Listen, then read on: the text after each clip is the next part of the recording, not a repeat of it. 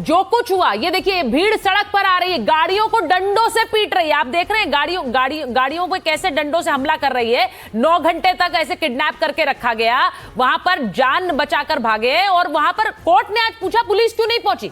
तो मैं आपसे ये पूछ रही हूं, जिम्मेदारी किसकी थी? आप मुझसे पूछ रही हैं, सुन लीजिए।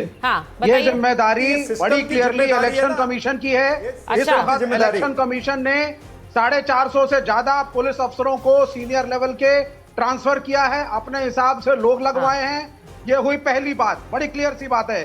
दूसरी बात आप सुन लीजिए, मैं चीफ जस्टिस ऑफ इंडिया को सैल्यूट करता हूं जिस तरीके से उन्होंने एक्शन लिया।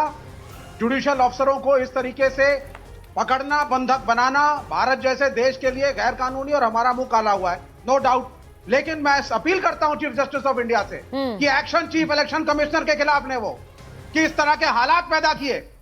60 लाख वोटर गायब हैं लोग वोटर लिस्ट से। और अगर आप डिस्क्रिपेंसी का डेटा मालदा का स्टडी करेंगी तो out of 694 discrepancies only 150 have been solved. और ऐसे मैं आपको 10 जगह दिखा दूंगा, वहां पर लोग सड़कों पे उतर रहे हैं। कौन रिस्पॉन्सिबल है? इलेक्शन कमीशन सो रहा है। आप ऐसे हालात पैदा क्यों कर रहे हैं कि जनता कहे साहब हमारी तो नागरिकता गई, हम वोट ही नहीं दे सकते।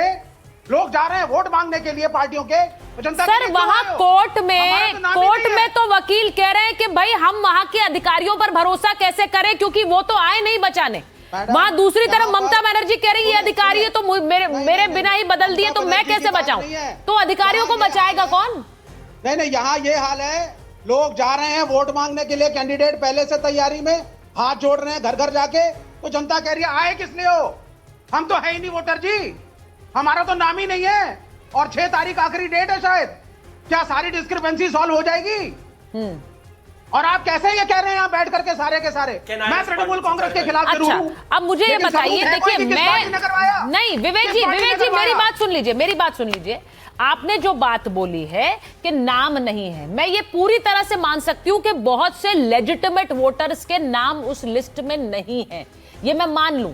लेकिन क्या उसका सलूशन सड़क पर उतरकर गुंडाई और उपद्रव करना है? क्या इसे कोई सही ठहरा सकता है? क्या सरकार अपॉइंटेड अधिकारियों को बंधक बनाना इसका सलूशन है? और मुझे यह लगता है, विवेक जी सुन लीजिए मेरी बात, हियर मी आउट। कोई भी आम वोटर जो है वो घर में जो बैठता है, जिसका नाम भी कटा हो, वो गुंडाई और सड़क पर इस तरह की हिंसा करने के लिए नहीं उतरता है। कौन उतरता है ऐसी हिंसा करने के लिए? मुझे बताइए। मैं मौमिता जी के पास जा रही हूं। नहीं, एक सेकंड रुकिए। आप अपील कर रहे हैं, बहुत अच्छी बात है। सीजीआई रात के 2 बजे तक जगे हुए थे इस पर सुनवाई करने के लिए, क्योंकि यह मामला गंभीर है। अभी क्या हो रहा है, युद्ध की तपिश इतनी ज्यादा है कि युद्ध के चक्कर में बहुत से लोग युद्ध में उलझे हैं। लेकिन समझ लीजिए कि वहां जो आग जल रही है वो कहीं ज्यादा विध्वंसक है। मुझे बताइए मौमिता जी, ये बताइए, उन्होंने कहा कि ये जो लोग उतर रहे हैं, पहले तो मैं समझना चाहती हूँ, आम वोटर इतना हिंसक हो जाएगा, मेरा नाम कटा है, मैं मानती हूँ ये गलती है और मैं मानती हूँ कि लेजिटिमेट वोटर्स का नाम कटा होगा, लेकिन ये कौन लोग हैं जो सड़क पर इस तरह हिंसा फैला रहे हैं? आप अनम्यूट कर लीजिए मैम। अभी आवाज आ रही है? जी आ रही है। देखिए, सबसे पहले मैं आपको और सारी पैनलिस्ट को और सारे दर्शकों को आज बजरंगबली, जय बजरंगबली, मतलब हनुमान जयंती है, तो हनुमान जयंती की हार्दिक शुभकामनाएं सबको। तो ये पवित्र दिन आज हम बजरंगबली को याद करते हैं, मतलब जो शक्ति, साहस, भक्ति और न्याय के प्रतीक हैं। तो हनुमान जी हमें क्या सिखाते हैं कि अन्याय के सामने चुप नहीं रहना है, न्याय के पक्ष लेकर आपको दृढ़ रह के बात करना है। अब सुचित्रा जी, आप एक बात देखिए, जहां पे जिस स्टेट में स्वयं चीफ मिनिस्टर कहते हैं कि हिंदू धर्म गंदा धर्म है, पहली बात उन्होंने ये कहा। फिर उन्होंने कह दिया था कि एक कम्युनिटी, पर्टिकुलर कम्युनिटी इकट्ठे हो जाए तो 12 बजा देंगे, मतलब वो बंगाली में ये कहा था कि 12टा बजिए देवे, दैट मींस 12 बजा देंगे। तो हम ऐसे बात कब कहते हैं? किसी को खत्म करना है, किसी के ऊपर रिवेंज लेना है, तब जाके हम ऐसे बात करते हैं। तो अगर आप ऐसे बात किसी ने किया होगा तो वो कम्युनिटी के पास तो एक अनरिटन अथॉरिटी आ गई ना कि हाँ हम कुछ भी करेंगे तो ये कुछ नहीं करेंगे। ममता बनर्जी ने ये भी कहा, मैंने अभी अपने चलाया था, सुन रही थी कि हम कुछ नहीं कर सकते। भैया मुझे अब एक बात बताया सुचित्रा जी, पुलिस मिनिस्टर कौन है? लॉ एंड ऑर्डर कोलैप्स हो चुके हैं, तो इसको किसको हैंडल करना चाहिए? तो ममता बनर्जी खुद जहां पे पुलिस मिनिस्टर है, तो ये जिम्मेदारी तो उनके ऊपर ही आती है। जहां पे वो कहती है कि 294 मतलब 294 सीट में मैं ही प्रत्याशी हूं, तो उनको हर रिस्पॉन्सिबिलिटी और हर जिम्मेदारी उनको लेना चाहिए।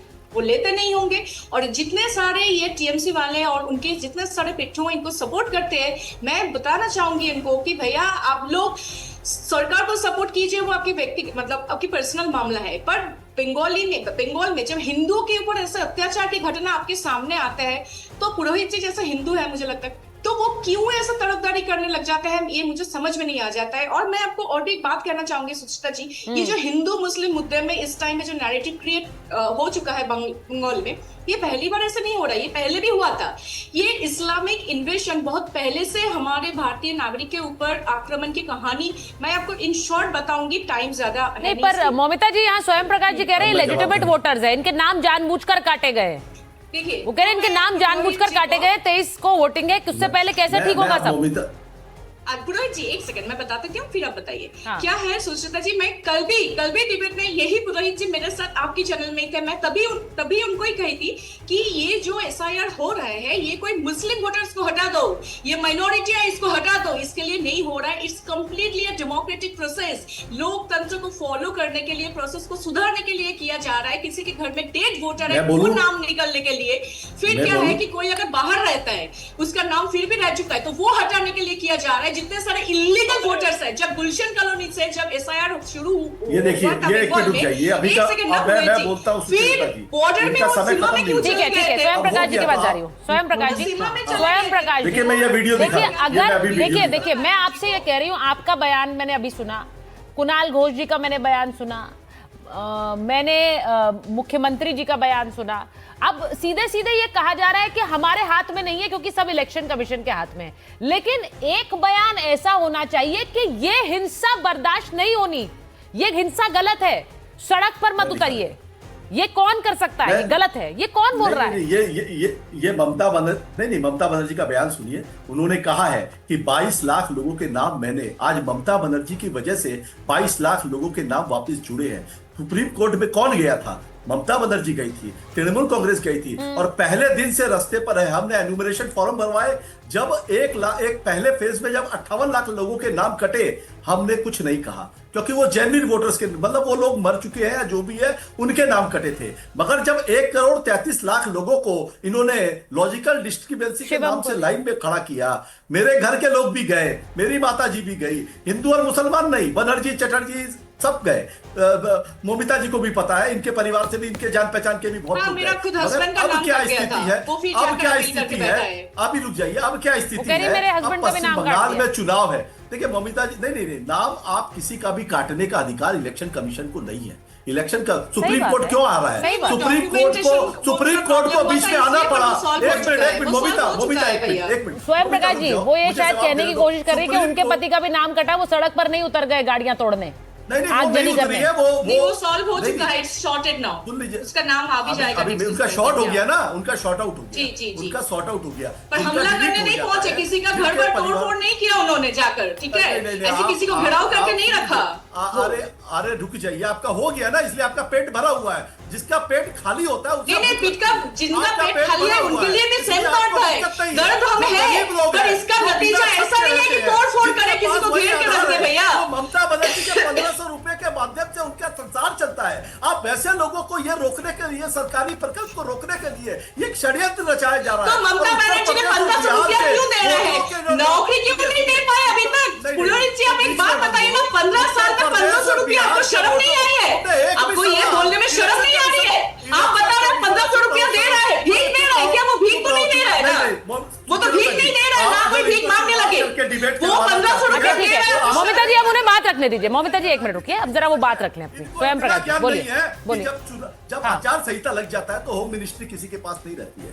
आप मुझे, केंद्र सरकार ने चीफ सेक्रेटरी को बदल दिया, डीजी को बदल दिया, डीएम को बदल दिया, ओसी को बदल दिया, आईसी को बदल दिया, सारे लोगों को बदल दिए। और जब भाजपा शासित राज्य के लोग हैं उनको लाके बैठा दिया, जिनको पश्चिम बंगाल की डेमोग्राफी ज्योग्राफी कुछ नहीं पता है। अगर वो लोग आकर के अगर संज्ञान लेंगे, उनको पता नहीं है, सीएम के पास में इंफॉर्मेशन नहीं है। After few hours she got the information from some media house. जब मीडिया में दिखाया गया तब सीएम को पता चलता है। तो आप बोल रहे हैं गृह मंत्रालय क्या कर रहा है? गृह मंत्रालय इलेक्शन कमीशन आप जो अच्छा ये बात जो आपने कही है, 10 सेकंड ज्ञानेश कुमार के खिलाफ इतना बड़ा महाअभियोग लाया गया।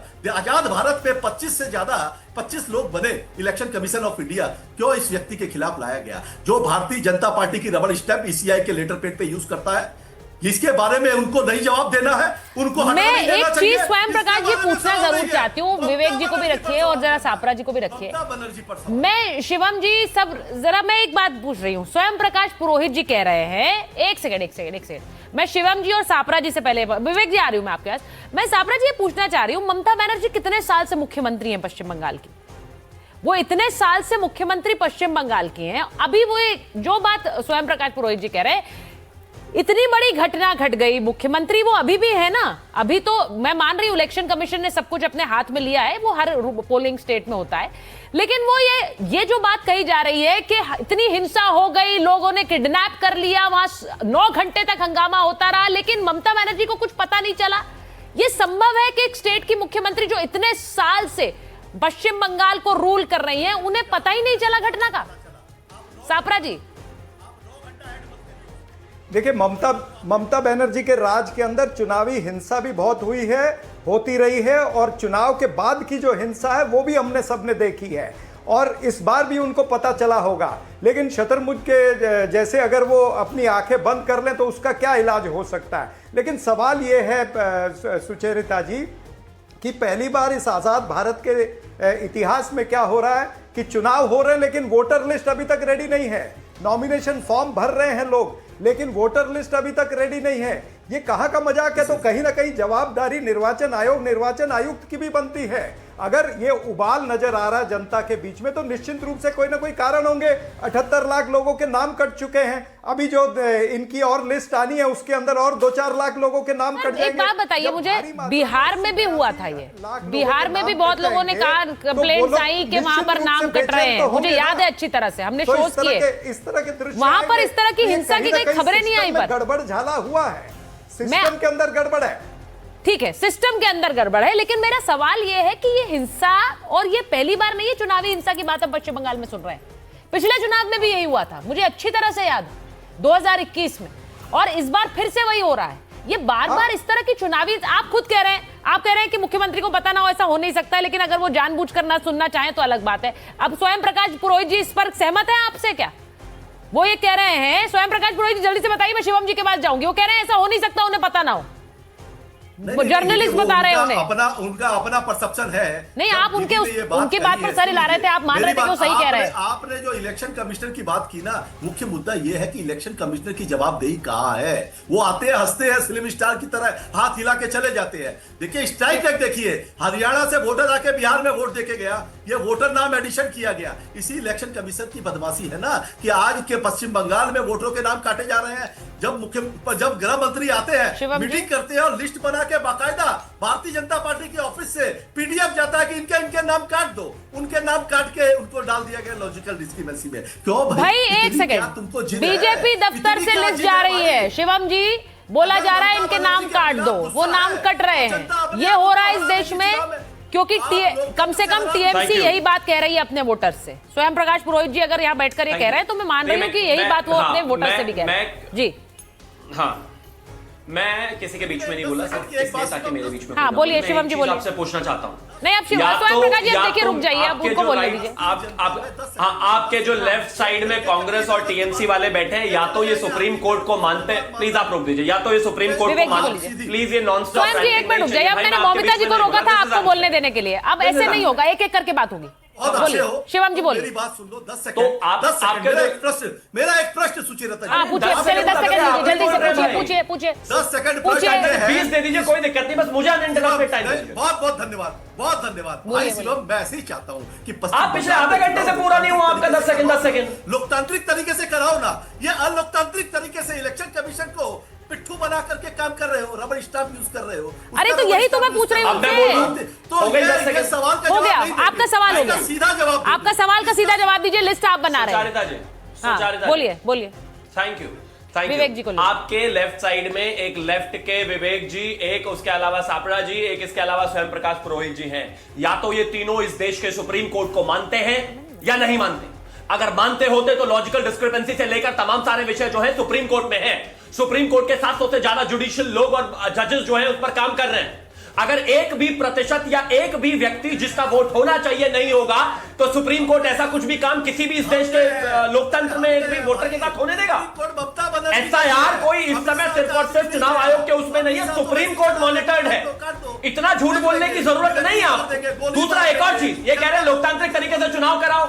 अरे लोकतंत्र नहीं, लठतंत्र वाले लोग हो आप। अब मैं एग्जांपल देता हूं, 2017, 16-17 का चुनाव 50 से ज्यादा लोग मारे गए। 2019 का चुनाव अप्रोक्सीमेटली 100 से ज्यादा लोग मारे गए। भाई ये अलग उसके बाद 22 में विधानसभा हुआ, 125 लोग मारे गए। एक और चीज पर आता हूं, एक और चीज पर, मैं उनके बीच में नहीं बोला, पता नहीं लगातार क्यों बोल रहे हैं। विवेक जी जो है ये विवेक नहीं है, ये दंगा भड़काने वाले वसीम की तरह बात कर रहे हैं। कह रहे हैं किसी का वोट कट जाएगा तो वो क्या करेगा, तो गले काटेगा लोगों के।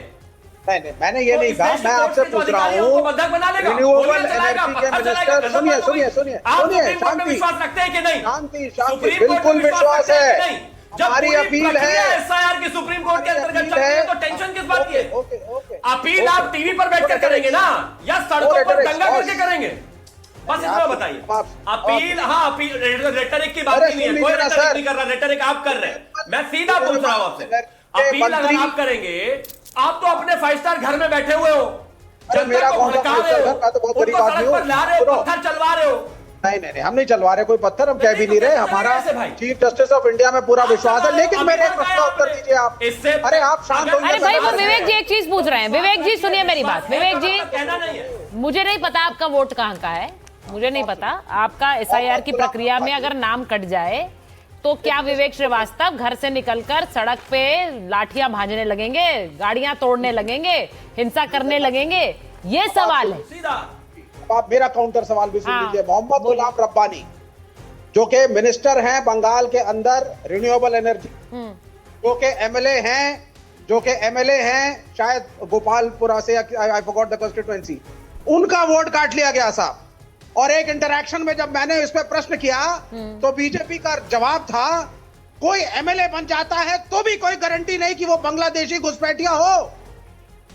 If they are this is the kind of answers जो बीजेपी के लोग बोलेंगे, एक सिटिंग मिनिस्टर का आप वोटर लिस्ट से नाम काटते हैं, इंस्टेड ऑफ फीलिंग सॉरी आप कहते हैं। अच्छा, उनका नाम जुड़ा के नहीं जुड़ा, तो आप क्या उनका नाम जुड़ा के नहीं जुड़ा, फिर बात सुनिए, जुड़ा के नहीं जुड़ा उनका नाम। क्या SIR प्रोसेस अभी पूरा हो गया? आखिरी क्या इलेक्शन में वोटिंग हो गई? क्या कोई व्यक्ति जिसका लीगलाइज वोट है उसको वोट करने से रोक दिया गया? क्या इलेक्शन कमीशन या सुप्रीम कोर्ट ने ये कह दिया कि SIR की प्रक्रिया पूरी हो चुकी है, अब आप वोट नहीं डाल सकते? अरे भरोसे का मतलब भरोसा होता है। आखिरी डेट क्या है? सुप्रीम कोर्ट में भरोसा है या नहीं है? क्या है सर? 6 तारीख है ना? तीसरी कोई बात नहीं, 2 तारीख हो गई है आज 2 तारीख है सर, आज 2 तारीख है, 2 तारीख है। और पहले चरण के नॉमिनेशंस भरने से पहले सारी जो लिस्टें हैं वो क्लियर करनी है। वो क्या है सर? वो क्या है तारीख सर? वो बता दीजिए ना सर। अच्छा, मैं एक बार सुनिए, एक सवाल पूछूंगी। कोर्ट ने जो पूछा है, कोर्ट ने क्या कहा है? कोर्ट ने कहा, सापरा जी बोलना चाह रहे हैं। सापरा जी, कोर्ट ने भी ये कहा, CJI ने सख्त सवाल पूछा, उन्होंने कहा मालदा के DM और SP वहां क्यों नहीं पहुंचे थे? अब ये जो पहली फौरी रूप से जो जिम्मेदारी थी वो वहां के DM और SP की थी, वो कह रहे हैं वो पहुंचे क्यों नहीं?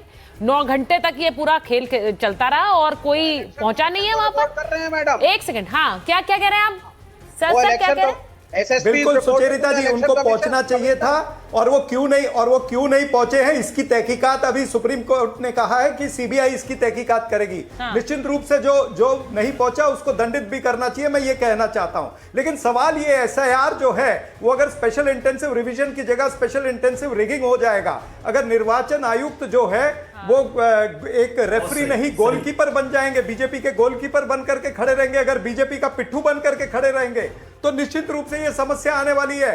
आप समझ सकती हैं 78 लाख लोगों के नाम ये नहीं मानता जो आप कह रहे हैं। ऐसे भी लोग हैं, मैं वहां पर रह करके आया हूं कि एक परिवार, अरे छोड़ो सुप्रीम कोर्ट, आप वहां रह करके आए हैं तो इसका मतलब क्या? बात बताइए कि एक परिवार के अगर रहकर आए हैं तो इसका मतलब क्या? 10 लोग हैं तो देश का सुप्रीम कोर्ट मॉनिटर चल रहा है सारा कुछ, लॉजिकल डिस्क्रिपेंसी से लेकर जितनी भी सारी चीजें हैं उनकी इन्वेस्टिगेशन में सारे जो लीगल लोग हैं वो लगे हुए हैं। एक परिवार के 700 से ज्यादा जजेस हैं जो पर डे काम कर रहे हैं, क्लेरेंसेस दे रहे हैं। इसके बाद ट्राइब्यूनल है। अब करण सिंह सापला को मानूं, सुप्रीम कोर्ट को मानूं, जजेस को मानूं या ट्राइब्यूनल को मानूं, बताइए। के नाम आए, यही तो दिक्कत है आपकी, यही परेशानी है। तुमको आप कलेक्टिवली ट्रस्ट नहीं कर सकते कि हम ट्रस्ट भी करते हैं लेकिन हम मानेंगे भी नहीं, ऐसा हो ही नहीं सकता।